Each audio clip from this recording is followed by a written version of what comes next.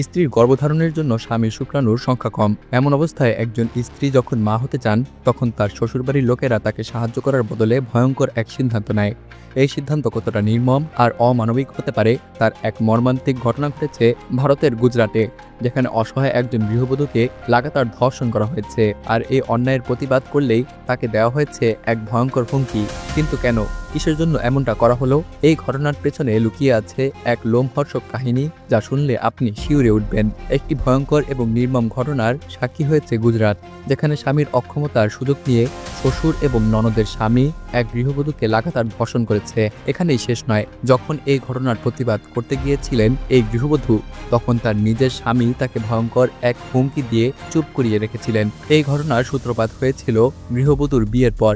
জানা গেছে গত 2024 সালের ফেব্রুয়ারি মাসে এই দম্পতির বিয়ে হয়। বিয়ের কিছুদিন পর শ্বশুরবাড়ির লোকজন তাকে মা হওয়ার জন্য চাপ দিতে শুরু করে। শ্বশুরবাড়ির চাপ শুনে এই দম্পতি ডাক্তারের কাছে যান। ডাক্তার জানান যে স্বামীর শুক্রাণুর সংখ্যা কম, এর ফলে স্ত্রীর গর্ভবতী হওয়ার সম্ভাবনা খুবই কম। ডাক্তারের এই কথা শুনে হতাশ হয়ে পড়েন এই গৃহবধূ।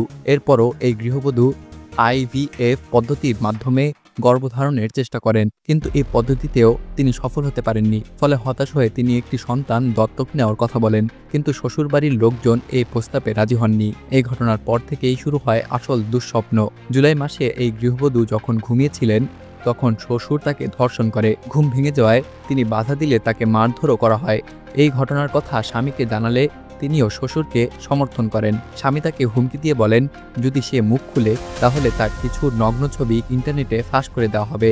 এই হুমকির ফলে মেয়েটি বাধ্য হয়ে চুপ করে থাকেন। এই ঘটনার কয়েক মাস পর ননদের স্বামীও তাকে একইভাবে ধর্ষণ করতে শুরু করেন। শ্বশুরের মতো ননদের স্বামীও তাকে বরাবর ধর্ষণ করতে থাকেন।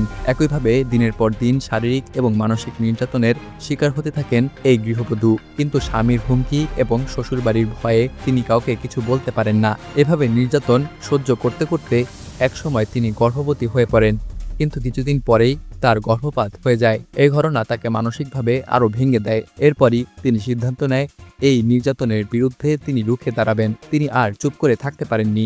সাহস করে তিনি নবপুরা থানায় যান এবং পুরো ঘটনাটি খুলে বলেন, যেখানে তিনি শ্বশুর এবং ননদের স্বামীর বিরুদ্ধে ধর্ষণের অভিযোগ দায়ের করেন। সেই সাথে ব্ল্যাকমেল করার জন্য নিজের স্বামীর বিরুদ্ধেও অভিযোগ জানান। এই ঘটনায় হতভম্ব হয়ে পড়েছে পুরো এলাকা। পুলিশ এখন এই ঘটনার তদন্ত শুরু করেছে। তারা সব দিক খতিয়ে দেখছে এবং অভিযুক্তদের বিরুদ্ধে প্রয়োজনীয় ব্যবস্থা নেওয়ার আশ্বাস দিয়েছে। এই ঘটনা সমাজে এক ভয়ঙ্কর চিত্র তুলে ধরছে, যেখানে আপনজনরাও হিংস্র হয়ে উঠতে পারে। এই ঘটনাটি একটি বড় প্রশ্ন জাগিয়ে তোলে, একজন নারীর নিরাপত্তার স্থান যদি তার নিজের বাড়ি না হয়, তাহলে তিনি কোথায় নিরাপদ? এই ঘটনাটি সমাজের সকল মানুষের জন্য একটি সতর্কবার্তা। এমন অন্যায় আর নির্যাতন যাতে না করা হয়, সেদিকে আমাদের সবাইকে নজর রাখতে হবে।